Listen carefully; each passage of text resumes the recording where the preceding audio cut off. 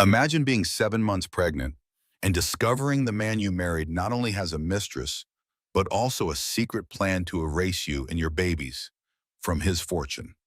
What if the family you thought was protecting you was actually covering up the mysterious disappearances of every wife before you? This isn't just betrayal. This is power, corruption, and a fight for survival where every twist will leave you asking, who can she really trust? Stay with me until the end, because the final twist will shock you. And if you love stories of betrayal, revenge, and justice served cold, make sure to like, drop a comment, share with a friend, and subscribe so you don't miss the next one. The fertility clinic smelled like hope and hand sanitizer. Elizabeth Sterling pressed her palm against her belly, feeling the flutter of movement beneath her designer maternity dress as Dr. Patricia Roberts pointed to the ultrasound screen. Both babies are developing beautifully, Dr. Roberts said, moving the wand across Elizabeth's 7-month bump. Twin A is here, twin B is here, strong heartbeats, perfect positioning. Elizabeth's eyes welled with tears. After 3 years of IVF treatments, she had hidden from everyone, including James, she was finally going to be a mother. Twice over. The secret visits, the hormone injections she had administered alone in hotel bathrooms during supposed shopping trips, the crushing disappointments of failed cycles, all of it had led to this moment. Would you like photos? Dr. Roberts asked. Yes, please. Elizabeth clutched the glossy prints like winning lottery tickets. She had planned to surprise James tonight at their anniversary dinner. 5 years of marriage deserved something special. Her phone buzzed, a notification from her financial planning app, a reminder she had set years ago and forgotten about. She almost dismissed it, then froze. The words on the screen made her blood turn cold.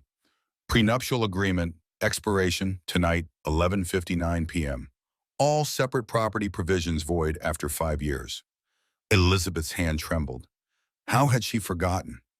More importantly, why hadn't James mentioned it? They had been discussing expanding their investment portfolio just last week.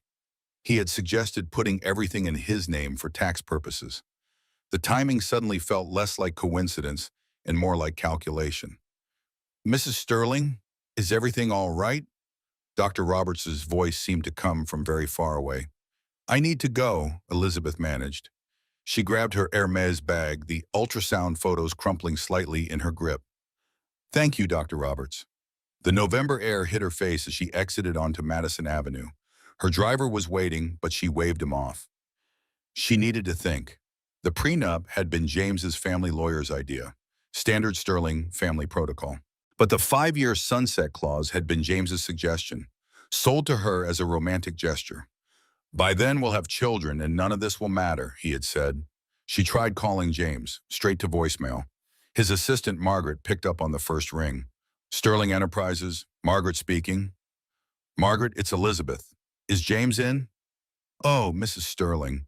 Margaret's voice carried an odd tension. He's in a meeting with Miss Chase from the Singapore office. He specifically asked not to be disturbed. Victoria Chase, 28 years old, Harvard MBA, daughter of James's biggest investor. Elizabeth had met her at last month's charity gala. The woman had spent the evening finding excuses to touch James's arm, laugh at his jokes, lean in close to whisper observations about the other guests. I need to speak with him. It's urgent. I'm sorry, but he was very clear. Elizabeth hung up. The Sterling Enterprises building was 12 blocks away. She started walking, her Louboutins clicking against the concrete with metronomic precision. With each step, small details from the past months rearranged themselves into a new pattern. Late nights at the office, weekend trips to evaluate properties that James insisted she was too pregnant to attend, the new passwords on his devices for security compliance. The lobby of Sterling Enterprises was all marble and mirrors, designed to make visitors feel small. Elizabeth had helped choose the art on the walls, massive abstract pieces that James privately mocked but publicly praised as representing dynamic capital in motion. The security guard Thomas smiled at her. Evening, Mrs. Sterling, wasn't expecting you tonight. Spontaneous visit, she said, forcing brightness into her voice. The executive elevator required her thumbprint. As the doors closed, she caught her reflection. Pale face, dark circles under her eyes despite the concealer. the prominent bump that made her Chanel dress stretch in ways it was never designed to accommodate. The 40th floor was silent. Margaret's desk sat empty, her computer dark. The lights in James's corner office were on, the door slightly ajar. Elizabeth could hear voices, James's commanding baritone and a woman's lighter tones, punctuated by laughter. She approached on silent feet, a skill learned from years of navigating her mother's volatile moods. Through the crack in the door, she could see James's massive mahogany desk, the Rothko painting she had bought him for their first anniversary, the leather sofa where they had celebrated his first billion-dollar deal, the sofa where James was now sitting with Victoria Chase. Victoria's silk blouse was unbuttoned to the third button. James's hand rested on her thigh. They were looking at something on his laptop screen, their heads close together. "The Cayman accounts are ready," Victoria was saying. "Once the prenup expires tonight, you can initiate the divorce without any financial exposure. She gets standard alimony, nothing more." "The timing with her pregnancy is unfortunate," James replied, his tone as casual as if discussing a minor scheduling conflict. "But Helen says the custody arrangements are already drafted. Mental health concerns, isolation from family, inability to provide stable environment, the usual playbook." Helen, his mother, the Honorable Judge Helen Sterling, who had kissed Elizabeth's cheek at Thanksgiving and called her the daughter she never had. Victoria laughed, a tinkling sound like breaking glass. "Poor thing probably thinks those babies are her insurance policy." "They're my insurance policy," James corrected. "Heirs to continue the Sterling legacy." She was just the incubator. A pretty, pedigreed incubator, but replaceable nonetheless. Elizabeth's hand went to her stomach. The twins kicked as if sensing her distress. She bit her lip hard enough to taste blood, forcing herself not to make a sound. "Speaking of which," Victoria stood, smoothing her skirt, "we should celebrate the successful completion of Phase 1. She moved to straddle James's lap. 5 years of playing devoted husband must have been exhausting. "It had its moments," James said, pulling her down for a kiss that was hungry and practiced and nothing like the perfunctory pecks Elizabeth had received for the past year. Elizabeth backed away from the door, her heartbeat so loud she was certain they would hear it. Each breath came in short, sharp gasps that she forced herself to control. She couldn't fall apart. Not here. Not now. The ultrasound photos in her hand were crumpled beyond recognition. She let them fall into a wastebasket as she passed. Those babies in the images belonged to a different woman, one who still believed in fairy tales and wedding vows, and men who meant it when they said "until death do us part." The elevator descent felt endless. When the doors opened, Thomas looked up with concern. "Mrs. Sterling, are you feeling all right? You look—" "I'm fine," she lied, already moving toward the exit. "Just needed some air." Outside, Manhattan had transformed into a kaleidoscope of lights and shadows. Elizabeth's mind raced through the implications. The prenup expired at midnight. It was now 8:15, less than 4 hours to protect herself and her children. She hailed a cab, something she hadn't done in years. "Chase Manhattan Bank, please. The Fifth Avenue branch." The driver glanced at her in the mirror. "They close at 6, lady." "Private banking stays open until 10. The words came out sharper than intended. "I'm a priority client." During the ride, she pulled out her phone and started documenting. Screenshots of joint account balances, investment portfolios, the vacation home in the Hamptons, the art collection, everything that would become untouchable after midnight. At the bank, Richard Lowry, her private banker, was surprised to see her. "Mrs. Sterling, what brings you here so late?" "I need to make some transfers from our joint accounts," she said, placing her hand on the marble counter to stop it from shaking. "Significant transfers." Richard's expression shifted to professional concern. "Of course. May I ask the purpose? For transactions over a certain amount, we need—" "Investment diversification," she cut him off. "My husband asked me to handle it. Tonight." The lie came easily. Too easily. As Richard pulled up the accounts on his screen, his eyebrows rose. "You want to transfer $12 million? That's half of the liquid assets in our joint accounts," Elizabeth said. "I'm entitled to half." Technically, yes, but Richard's phone rang. He glanced at the caller ID and his face went pale. Excuse me one moment. He stepped away, but Elizabeth could see his reflection in the window behind his desk. His lips moved rapidly, then he nodded several times. When he returned, his demeanor had changed entirely. I'm sorry, Mrs. Sterling, but I've just been informed of a security hold on these accounts. Any significant transfers require both signatures. Since when? Since, he checked his screen, 45 minutes ago. Mr. Sterling called it in personally. The trap was already closing. James had probably started the moment she left the fertility clinic. He had been tracking her somehow. Of course he had. Elizabeth stood, her dignity the only currency she had left. Thank you for your time, Richard. She made it to the bathroom before the first sob escaped. In the harsh fluorescent light, she looked like a ghost. Her makeup was smeared, her hair disheveled. She cleaned herself up as best she could, then stared at her reflection. Think, she whispered to herself. Think like he does. James always said the key to winning was controlling the board before your opponent knew the game had started. But he had made one miscalculation. He thought she would crumble, would come crying to him, would beg. He didn't know about the 3 years of IVF she had endured alone.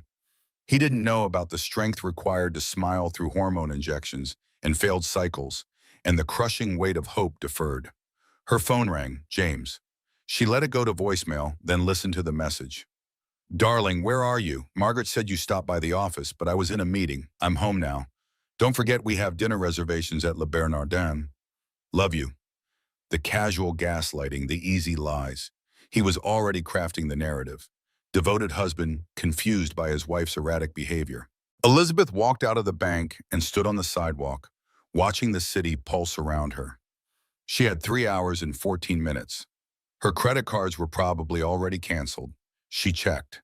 Yes, all of them declined when she tested them at a nearby ATM. But there was one thing James didn't control, had never bothered to learn about because it seemed so insignificant compared to his fortune. Her grandmother's trust fund, $150,000 in an account under her maiden name, Elizabeth Morrison. Mad money, her grandmother had called it with a wink. Every woman needs running away money. She had never changed the account information, had never even mentioned it to James. It generated a modest return that she had automatically reinvested for 5 years. She pulled up the app on her phone, $173,000 and change. It wasn't much by Sterling standards, but it was hers. A text came through from an unknown number. She opened it to find a photo. Her mother entering a building. The sign read Wellness Psychiatric Center. The message below read, she seemed confused. We're helping her get the care she needs. They had taken her mother. Elizabeth's hands trembled as she tried calling her mother straight to voicemail. She tried the facility next. Wellness Psychiatric Center, how may I direct your call? My mother, Patricia Morrison, was just admitted. I'm sorry, ma'am, but we can't provide patient information over the phone. I'm her daughter, Elizabeth Morrison. She used her maiden name instinctively. Our records show Patricia Morrison's next of kin as James Sterling. He authorized her voluntary admission for a 72-hour evaluation. Only he can approve visitors or calls. The line went dead. Elizabeth stood in the middle of the sidewalk, pedestrians streaming around her like she was a stone in a river. Her mother, who had early-stage dementia but was still functional, was now locked away. Another piece removed from the board. She needed help. But who? Their social circle was James's social circle. Their lawyers were James's lawyers. Their friends were James's friends. Then she remembered Marcus. Marcus Webb had been everything James wasn't. Warm, genuine, terrible with money, but rich in integrity. They had been engaged 6 years ago before she met James at a gallery opening, before she had been dazzled by private jets and promises of a life without financial worry. Marcus had taken the breakup hard but with dignity. Last she heard, he worked for the FBI in financial crimes. She still had his number saved under M Gallery, a remnant from when she used to hide his contact from James's jealous scrutiny. Hello? His voice hadn't changed. Still that slight Texas drawl that emerged when he was tired. Marcus, it's Elizabeth, Liz. Silence. Then, Liz? Jesus, it's been, what, 5 years? 6. Marcus, I need help. I can't explain everything over the phone, but are you hurt? Are you safe? The concern in his voice nearly broke her. I'm on East 53rd near Madison. I'm not hurt, but I'm not safe. Can we meet? Federal Plaza is 20 minutes away. Can you get here?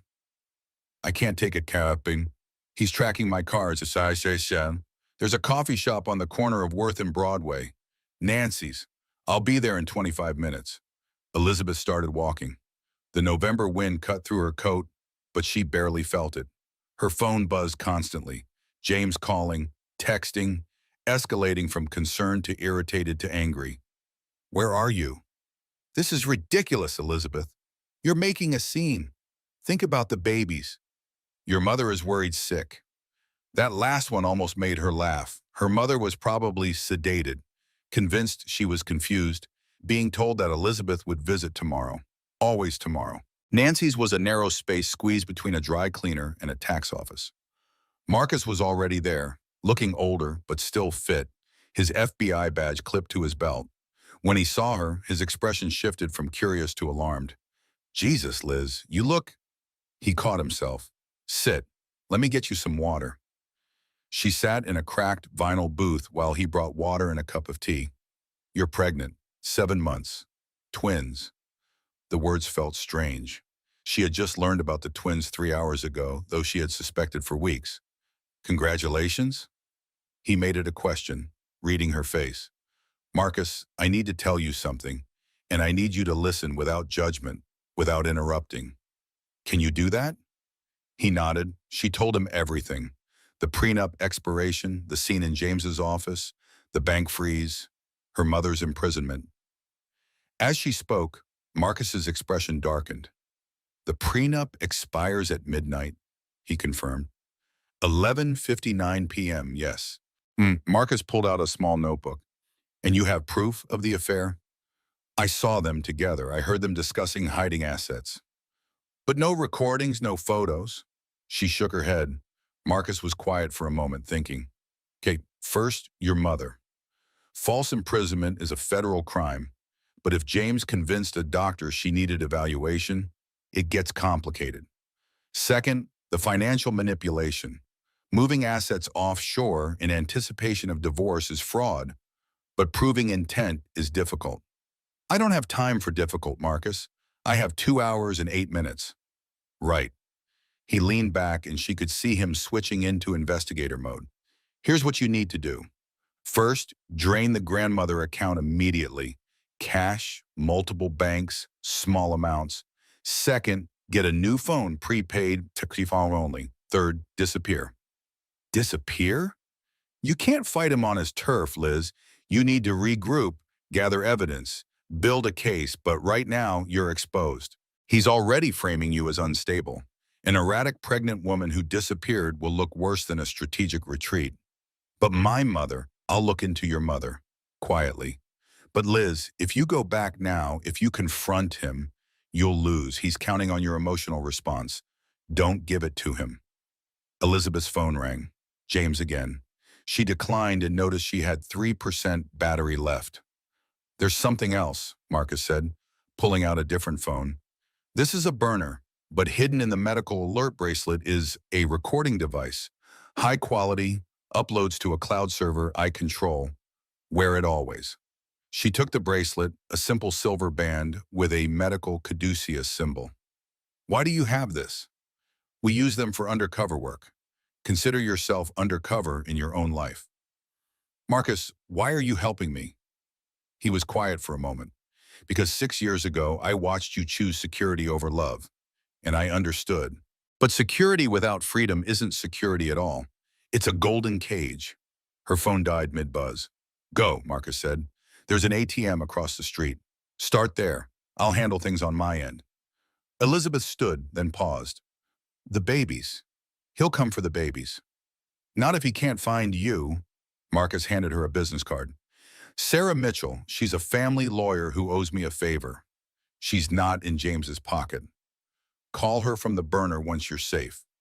Elizabeth pulled $8,000 from 6 different ATMs, the maximum her grandmother's account would allow in a single day. Each transaction felt like a small act of war. She bought the cheapest prepaid phone she could find at a 24-hour pharmacy, along with hair dye, scissors, and basic medical supplies. The clock read 10:47 p.m. She checked into a budget motel in Queens using her maiden name and cash, the kind of place that didn't ask questions and barely looked at the ID she presented. The room smelled like cigarette smoke and industrial cleaner. At 11:58 p.m., she sat on the bed, watching the clock on the burner phone Marcus had given her. At midnight exactly, a text came through from James. The game has changed. Come home, or things get worse. She didn't respond. Instead, she called Sarah Mitchell. Marcus said you'd call, Sarah answered without preamble, despite the late hour. Are you somewhere safe? For now. Good. Listen carefully. Tomorrow morning, James will file for divorce in New York. He'll claim abandonment, mental instability, and endangerment of the unborn children. I need to file first, tonight, in whatever jurisdiction you're in. I'm in Queens.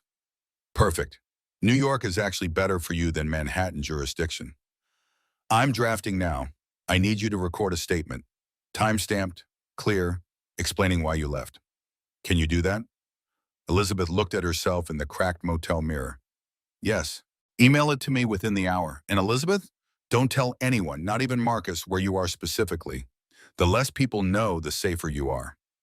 After recording her statement, calm, factual, devoid of the emotion threatening to consume her, Elizabeth finally allowed herself to cry. She sobbed for the life she had lost, the future she had imagined, the father her children would never know. Not the real James, anyway. They would only know the performance, the public persona, the lies she had married. Her phone rang at 6 a.m. Unknown number. Mrs. Sterling? The voice was male, professional. This is Detective Raymond Walsh, NYPD. Your husband has filed a missing person report. We're concerned for your welfare and the welfare of your unborn children. Can you tell us your location? The trap was elegant. If she refused, she looked guilty. If she complied, they'd escort her back to James. Detective Walsh, I'm safe. I've left my husband due to domestic circumstances I'm not comfortable discussing. I'm under medical supervision. The medical alert bracelet felt heavy on her wrist. Ma'am, Mr. Sterling is extremely concerned. He mentioned you have been struggling with paranoid episodes. Has he also mentioned the prenuptial agreement that expired at midnight last night, or that he was with Victoria Chase when I left? Silence. Then, ma'am, I need to confirm your safety in person. It's protocol. She hung up. Within minutes, her photo was on the morning news. Pregnant wife of billionaire James Sterling, missing, feared in crisis. The photo was from last year's Met Gala. She looked polished, perfect, empty. The motel room suddenly felt like a trap. She grabbed her meager supplies and left, keeping her head down. The city was waking up, commuters flooding the sidewalks. She disappeared among them, anonymous in her drugstore sunglasses and yesterday's clothes. At a public library, she used a computer to check her accounts. Everything was frozen. Even her grandmother's trust showed a whole pending investigation. James had been thorough, but she had the much, and more importantly, she had time. Every hour she stayed hidden was an hour his narrative weakened. She called Marcus from the burner. They're looking for you everywhere, he said without preamble. Private investigators, security firms, even some off-duty cops James has on payroll. Where are you? Moving, Marcus, my mother. Still at the facility, but I have a contact there. She's sedated but safe. I'm working on getting eyes on her. And James? Playing the concerned husband perfectly. He's given 3 interviews already. You're being painted as having pregnancy psychosis. Elizabeth laughed, bitter and sharp. Of course, the classic playbook. Liz, there's something else. Victoria Chase isn't who she seems. What do you mean? She's been under SEC investigation for insider trading at her last firm. Her father, Thomas Chase, he's not just James's biggest investor. He's been suspected of money laundering for years. The FBI has been watching them. Are you saying Victoria is... I'm saying she might be more vulnerable than James thinks. And vulnerable people make mistakes. 3 days into her disappearance, Elizabeth had developed a routine. Different motel each night, paid in cash. breakfast at chain restaurants where she was invisible, libraries during the day to research and communicate. She had dyed her hair dark brown, cut it short. In thrift store clothes and without makeup, she looked nothing like the sterling wife on the news. Sarah Mitchell had filed for divorce and a restraining order, but James's lawyers had already moved to have it dismissed based on Elizabeth's mental state. The legal battle was happening without her, papers filed by people she'd never meet in courtrooms she couldn't enter. On day 4, her burner rang. Sarah, I have news, good and bad. Bad first, Elizabeth said. James has gotten a judge to issue a welfare check order. If you're found, you'll be taken for psychiatric evaluation. His mother pulled strings. Judge Helen Sterling. Of course. The good? Victoria Chase wants to meet with you. Elizabeth nearly dropped the phone. What? She reached out through intermediaries. Says she has information you need. But Elizabeth, this could be a trap. Where does she want to meet? Public place, Bethesda Fountain in Central Park. Tomorrow noon. Everything in Elizabeth screamed danger. But she needed allies, or at least intelligence. I'll go, Elizabeth, I'll be careful. The next day, Elizabeth approached Bethesda Fountain like a spy in a Cold War novel. She circled the perimeter twice, looking for James's security team. The park was full of tourists, joggers, normal people living normal lives.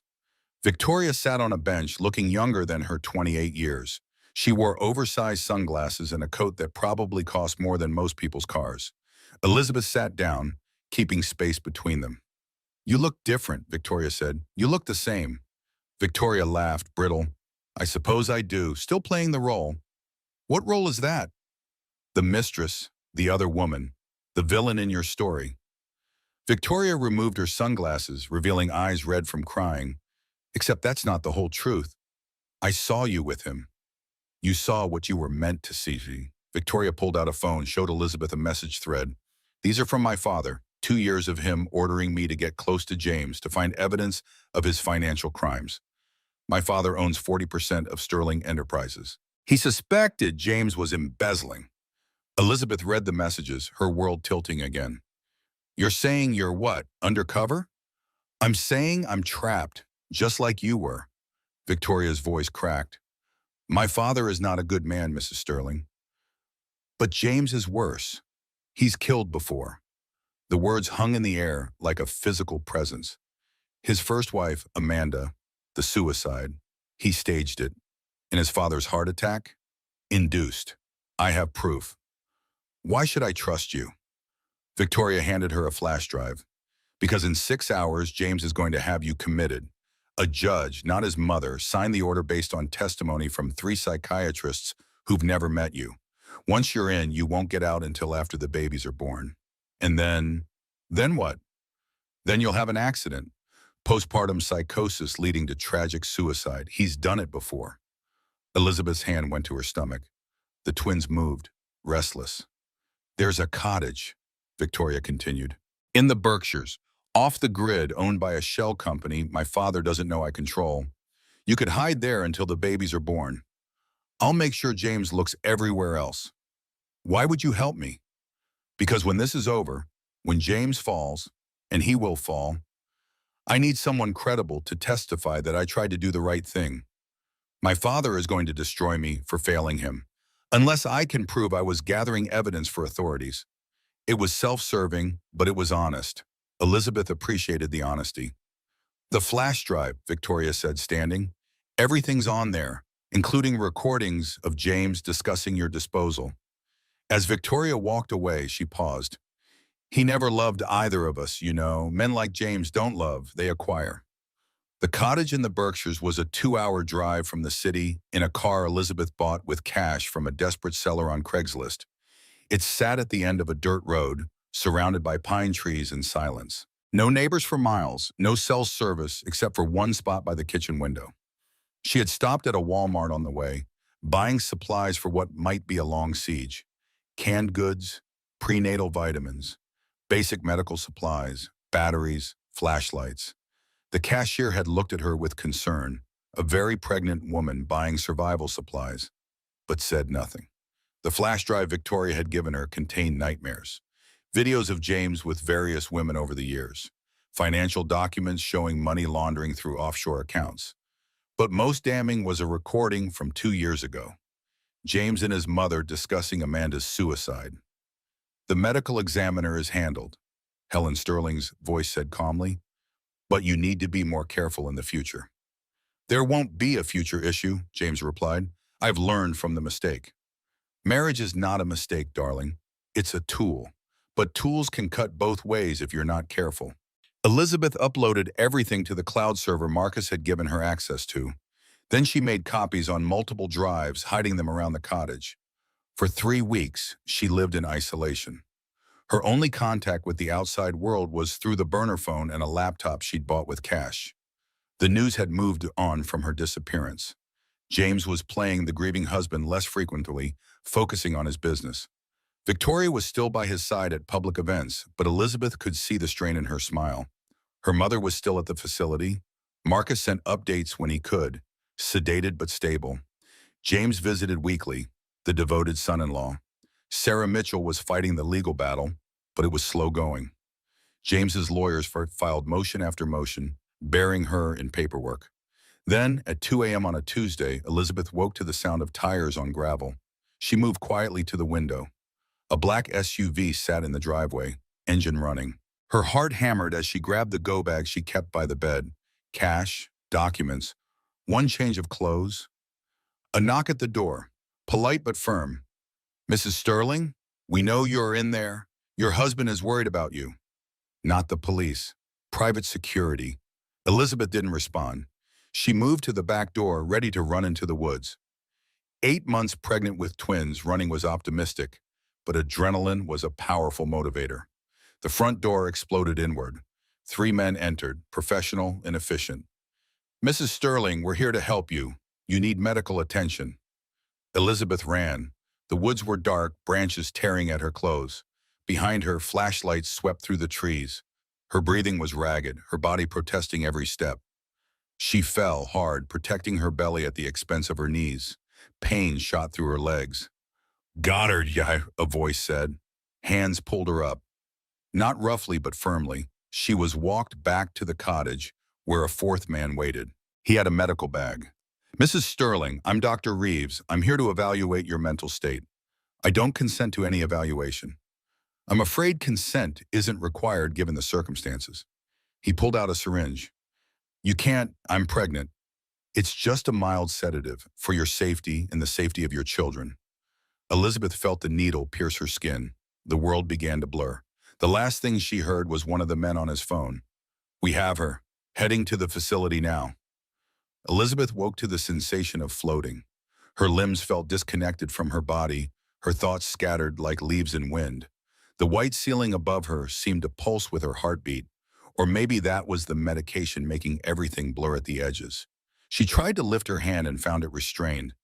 Not harshly, the straps were padded, medical grade, designed for patient safety rather than imprisonment. But the effect was the same. She was trapped. The room came into focus slowly. Private medical facility, not a state hospital. The furniture was expensive, the monitoring equipment state-of-the-art. Even in prison, she was surrounded by James's wealth. The irony wasn't lost on her, though the sedatives made it hard to hold on to any emotion for long. A nurse entered, middle-aged, professionally pleasant, with eyes that never quite met Elizabeth's. Good morning, Mrs. Sterling. How are we feeling today? Where am I? Elizabeth's voice came out raspy, unused. Wellness Psychiatric Center, dear. Your husband had you brought here after you were found in distress. You've been here for 3 days. 3 days, Elizabeth tried to calculate what that meant. The divorce filing, the evidence she'd gathered, Marcus's investigation. What had happened to it all in 3 days? I need to speak to my lawyer. I'm afraid outside contact isn't permitted during the evaluation period. Doctor's orders, O'Shays. The nurse adjusted Elizabeth's IV, and Elizabeth noticed a second port had been added. This is just to keep you calm, dear, for the baby's safety. The baby's. Elizabeth's free hand went to her belly, feeling the familiar movement within. The twins were active, more active than usual. Were they sensing her distress? Were the medications affecting them? I need to know what medications you're giving me. I have the right to know. Dr. Reeves will discuss your treatment plan with you later.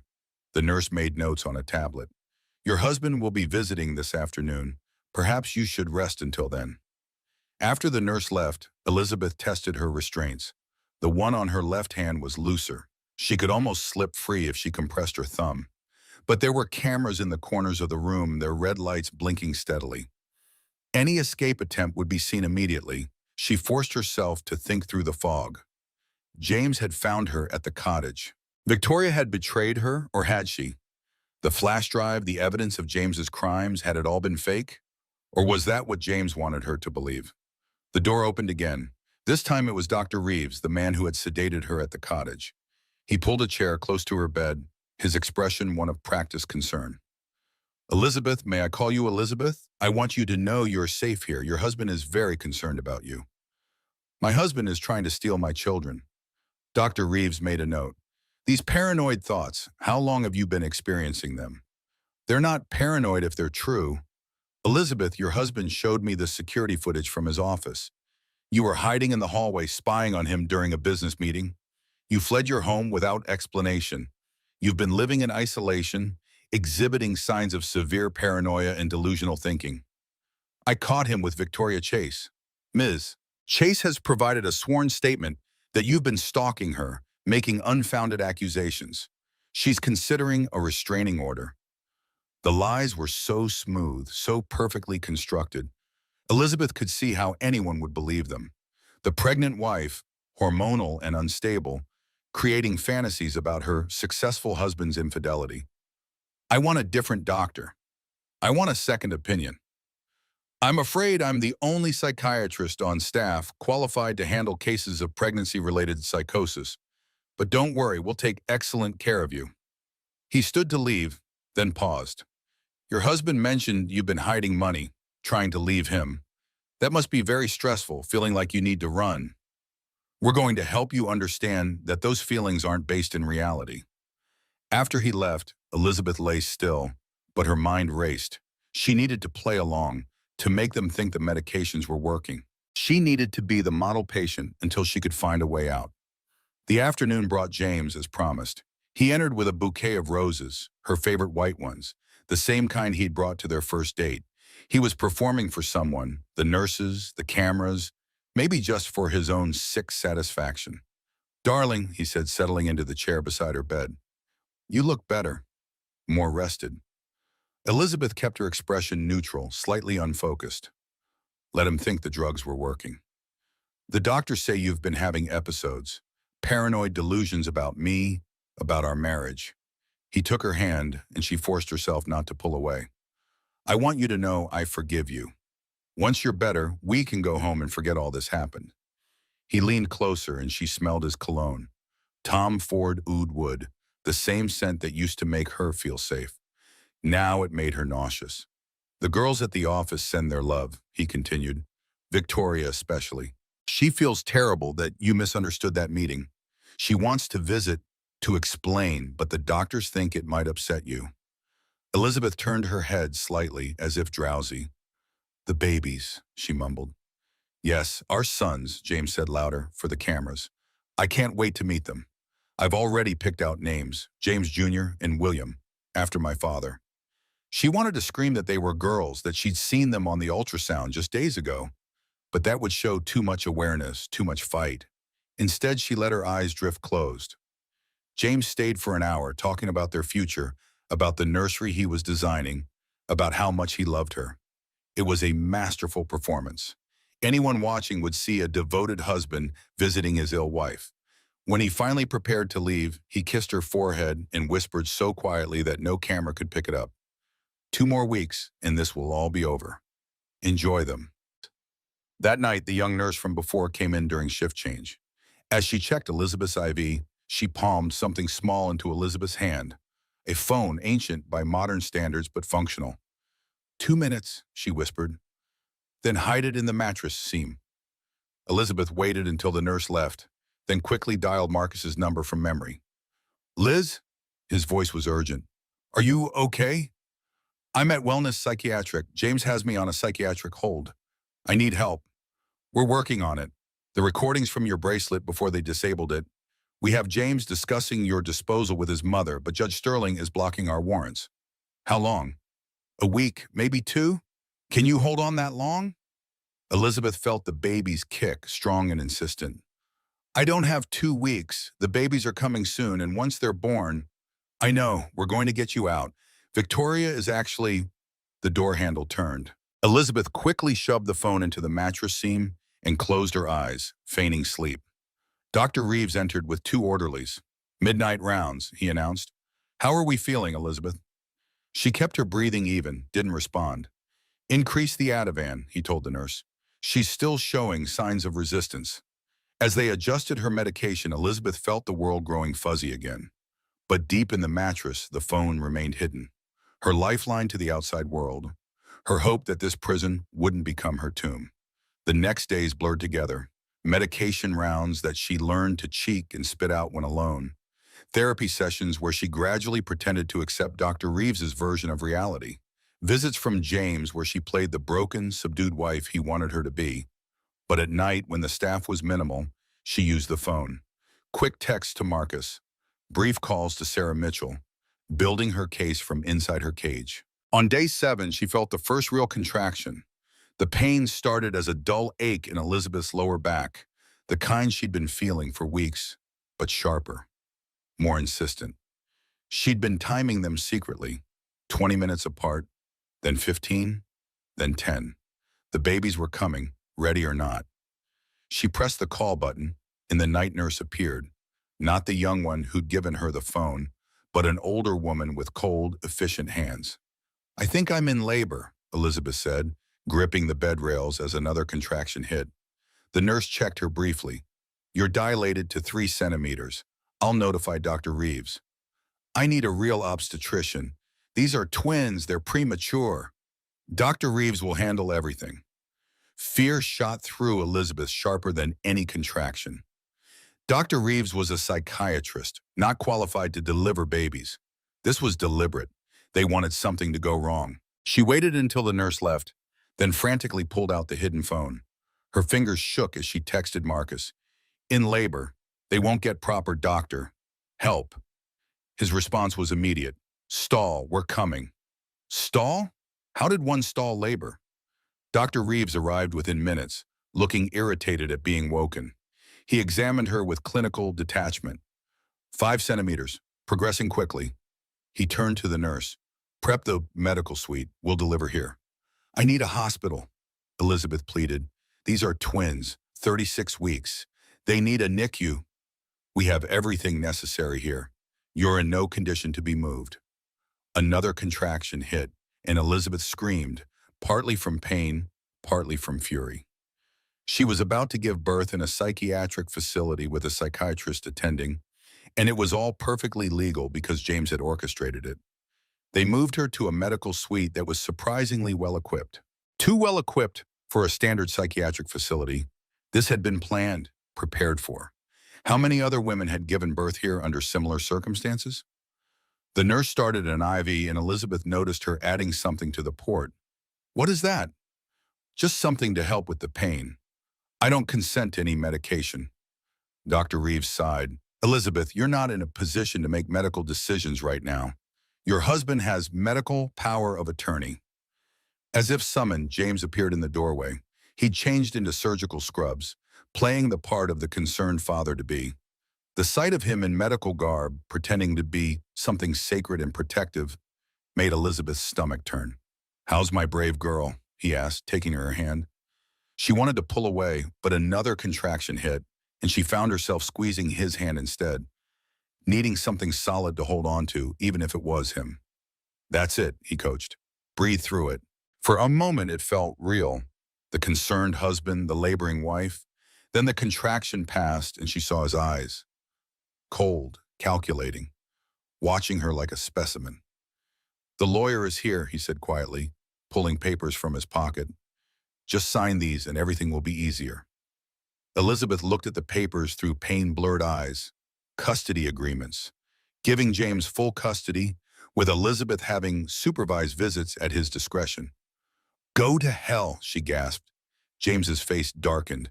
Sign them or things get complicated. More complicated than giving birth in a psychiatric facility. He leaned close. I could have you declared incompetent right now. You'd never see them at all. This way you get visits. Another contraction. Elizabeth screamed, and in the chaos, she knocked the papers from his hand.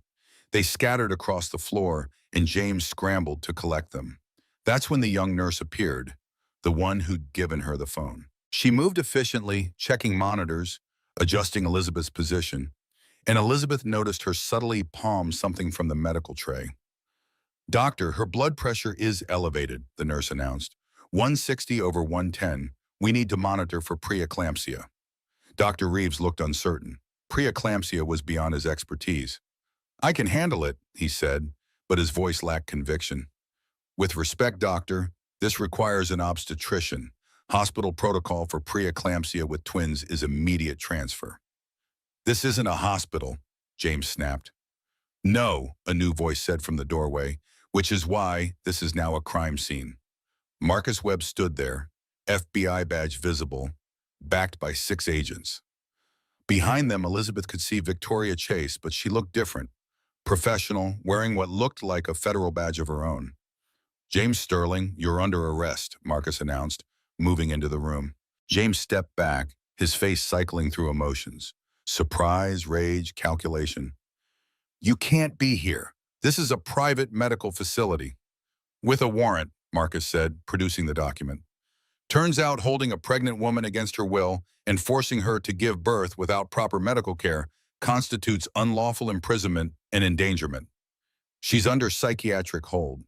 Based on falsified documents, Victoria stepped forward. I've been recording our conversations for 3 years, James. Every plan, every crime, including this one. Elizabeth gasped as another contraction hit, stronger than before. The nurse, who Elizabeth now realized might not be just a nurse, checked her again. 8 centimeters. These babies are coming now. We need to move her, Marcus said. There's no time, the nurse replied. She looked at Elizabeth. I'm actually a certified nurse midwife. Agent Sarah Anderson, FBI. I've been undercover here for 2 weeks. I can deliver your babies safely, but we need to do it now. Elizabeth laughed, or maybe cried. She couldn't tell anymore. Is anyone in this room who they claim to be? You are, Sarah Anderson said, preparing for the delivery. You're exactly who you claim to be, a woman trying to protect her children. Now let's bring them into the world safely. James tried to leave, but 2 agents blocked his path. You're staying, Marcus said. You wanted to be here for the birth of your children. Congratulations, you get your wish. What followed was controlled chaos. Sarah Anderson took charge of the medical aspect while FBI agents secured the room. Victoria stood in the corner, recording everything on her phone, evidence, she said, for the trials to come. James was forced to watch from the corner, handcuffed to a chair, as Elizabeth brought their daughters into the world. He saw her strength, her determination, her refusal to break even in the most vulnerable moment of her life. Twin A arrived at 3:14 p.m., screaming and perfect. It's a girl, Sarah Anderson announced, placing the baby on Elizabeth's chest. James's face fell. A girl, not the heir he'd planned for. Twin B came 12 minutes later, also a girl, also perfect. Congratulations, Sarah Anderson said. 2 healthy daughters. Elizabeth looked at James across the room, saw the devastation in his eyes. Not because he wouldn't get to know his daughters, but because they weren't sons. In his archaic worldview, he'd lost everything. Their names are Grace and Hope, Elizabeth announced, her voice strong despite her exhaustion. Grace Elizabeth Morrison and Hope Amanda Morrison. Morrison, James snarled. They're Sterlings. Actually, Victoria interrupted, they're not. The divorce papers Sarah Mitchell filed were approved this morning. Emergency judgment, given the circumstances. Elizabeth has full custody, and you have no parental rights pending the outcome of your criminal trial. Dr. Reeves tried to slip out during the commotion, but an agent stopped him.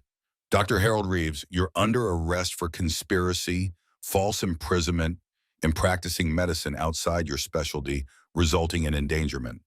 As they read him his rights, he looked at James with pure hatred. You said this would be simple. You said your mother had handled everything. Speaking of which, Marcus said, pulling out his phone, Judge Helen Sterling was arrested 20 minutes ago. Turns out she's been fixing cases for years, not just for you, James. The room fell silent except for the soft cries of the newborns. Elizabeth held her daughters, exhausted but victorious. She'd given birth in the worst possible circumstances, but she'd survived. They'd survived. How? James asked, his voice broken. How did you— The bracelet, Elizabeth said. It never stopped recording. It was uploading to 2 servers, yours and the FBI's. Every word you said, every threat, every confession. You thought you were so clever, but you forgot one thing. What? I'm smarter than you ever gave me credit for. As the FBI led James away, he turned back one last time. This isn't over. I have resources you can't imagine. My lawyers are currently being arrested. Victoria finished. The whole Sterling empire is crumbling, James.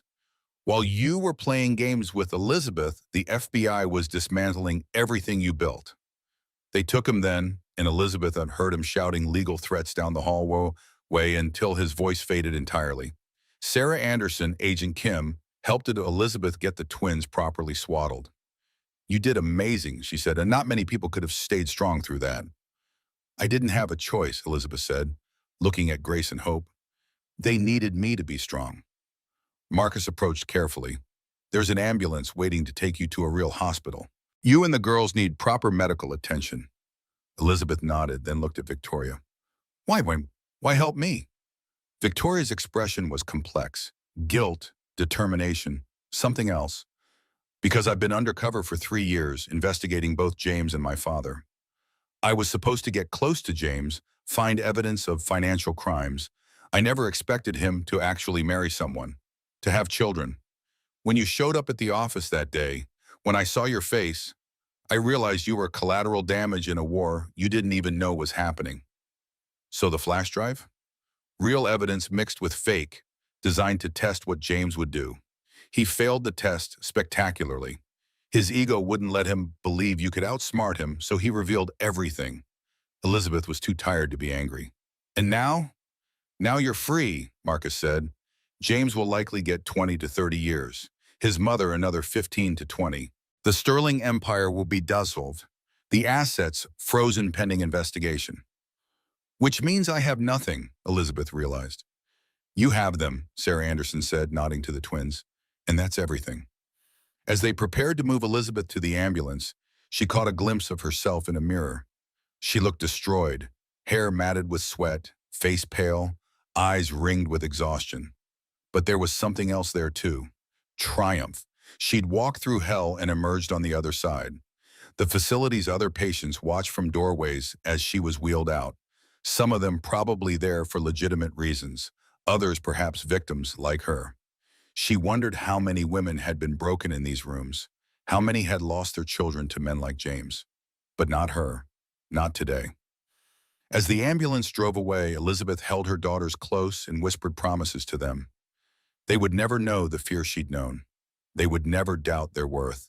They would grow up strong and free and absolutely certain that they were loved. Behind them, the Wellness Psychiatric Center was being raided, years of false imprisonments and forced treatments finally coming to light. It would make headlines for weeks, the Sterling scandal exposing a network of corruption that reached into the highest levels of government and business. But Elizabeth wouldn't watch the news coverage. She had more important things to focus on: learning to breastfeed 2 babies, healing from the trauma, building a new life from nothing. The war was over. Now came the harder task: learning to live in peace. 6 months later, Elizabeth sat in a congressional hearing room, her twins and carriers beside her. She was testifying about financial corruption, the ways wealthy families manipulated the system, destroyed lives, operated above the law. Grace and Hope were peaceful, making soft baby noises that occasionally caused committee members to smile. Elizabeth spoke clearly, without notes, about everything she had witnessed, experienced, survived. Mrs. Morrison, the senator leading the hearing, said, using her maiden name at her request, "What would you say to other women trapped in similar situations?" Elizabeth looked directly at the cameras. Document everything, trust your instincts, and know that sometimes the only way out is through.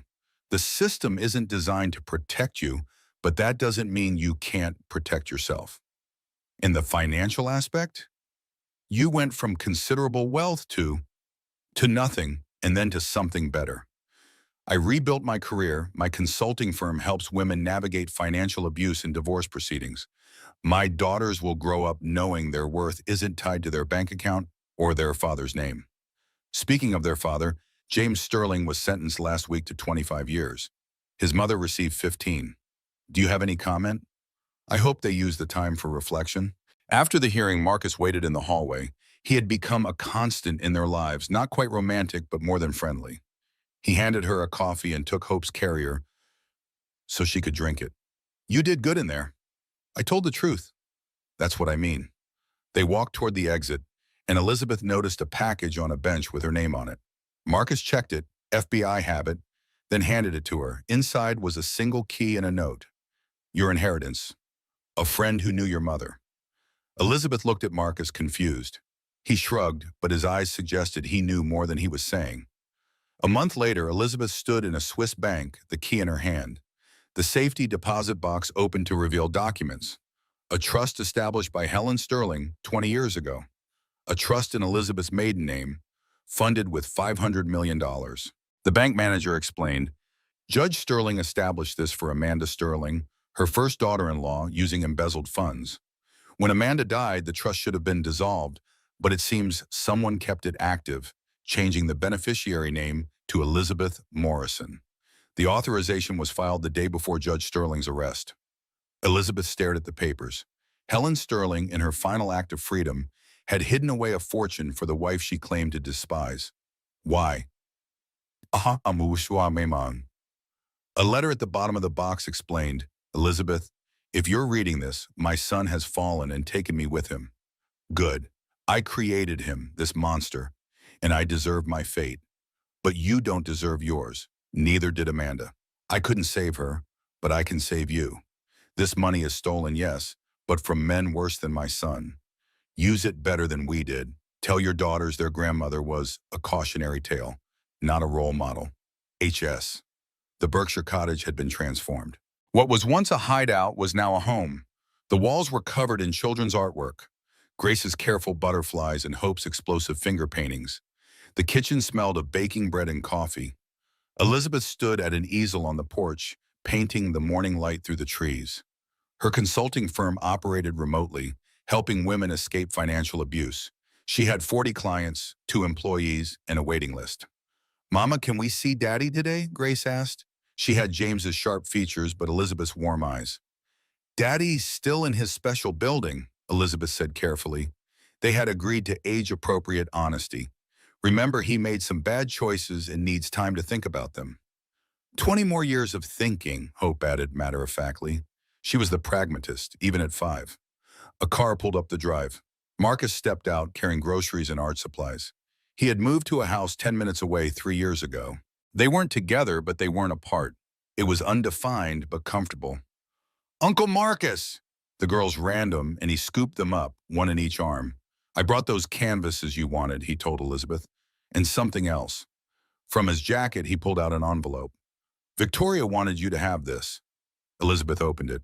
Victoria Chase, now Victoria Matthews after a name change, had written from California where she ran a nonprofit for financial abuse survivors. Saw your testimony to the New York legislature. The Sterling law passed because of you. No more sunset clauses on prenups that leave women vulnerable. You did it. I'm getting married next month.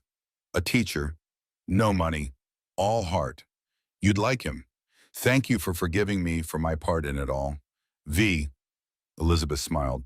Forgiveness had been a journey, but holding on to anger was like holding on to fire. It only burned the one who clutched it. That evening, after the girls were asleep, Elizabeth and Marcus sat on the porch watching the sunset. Any regrets? Marcus asked. About James? No.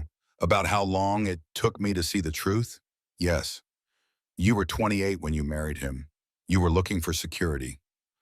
I was looking for someone else to define my worth, Elizabeth corrected. Now I know better. The girls will know better too. That's the plan. Her phone buzzed. A news alert. James Sterling had been attacked in prison, was in critical condition. His attacker was the brother of Amanda Sterling, his first wife. Elizabeth felt nothing, not satisfaction, not sympathy. James was a chapter in her story, but not the ending. "You okay?" Marcus asked. "I'm free," Elizabeth said. "I've been free for 5 years. This doesn't change anything." She went inside to check on the girls. They slept peacefully, unaware of their father's fate, protected by their mother's choice to break the cycle. 10 years after, Elizabeth stood in front of the Congressional Women's Caucus, her hair now streaked with premature silver, a badge of honor from her journey. The Sterling Law had been federal for 5 years, protecting millions of women from financial abuse in marriage. Mrs. Morrison, your story has inspired legislation, books, a documentary. What's next? Raising my daughters to be strong, independent women who know their worth isn't negotiable. And James Sterling?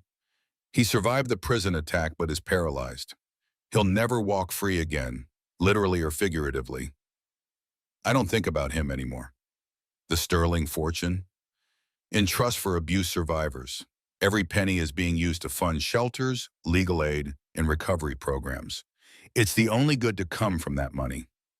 After the interview, Elizabeth walked through Central Park, past Bethesda Fountain where Victoria had given her the flash drive that saved her life, even if it was also bait.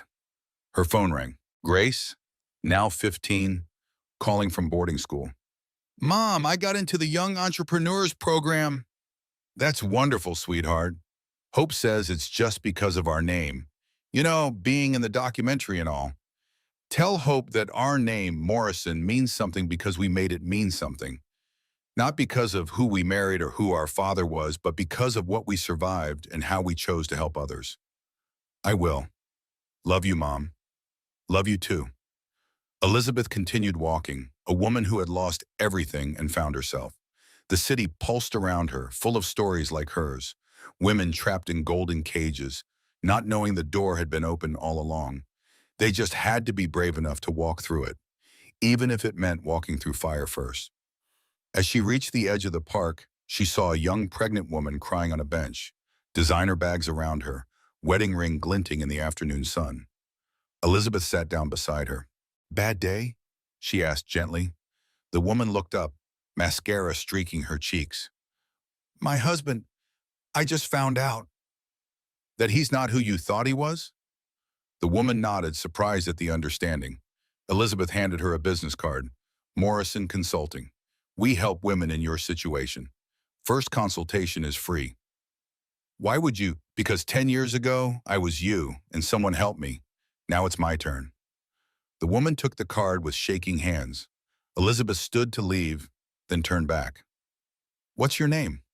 "Amanda," the woman whispered. "Amanda Chase." Elizabeth felt the universe shift, patterns repeating, chances for redemption appearing. "Well, Amanda, you're going to be okay. Better than okay. You're going to be free." As she walked away, Elizabeth thought about cycles, how they repeated until someone was brave enough to break them. She had broken hers. Now she helped others break theirs. Behind her, Amanda Chase stared at the business card, then pulled out her phone. The first step was always the hardest, but it was also the most important. The city continued its endless rhythm, but for two women in Central Park, the world had just changed forever. One had found her freedom years ago. The other was just beginning her journey. And somewhere in federal prison, James Sterling sat in his wheelchair, watching the news coverage of the Sterling Law's latest expansion, powerless to stop the legacy Elizabeth had built from the ashes of his empire. Justice, Elizabeth had learned, wasn't always swift, but when it came, it was complete. The twins would never know their father as anything but a cautionary tale. But they would know their mother as the woman who refused to be a victim, who transformed trauma into triumph, who taught them that the greatest inheritance wasn't money, it was courage. And that was worth more than all the Sterling millions combined.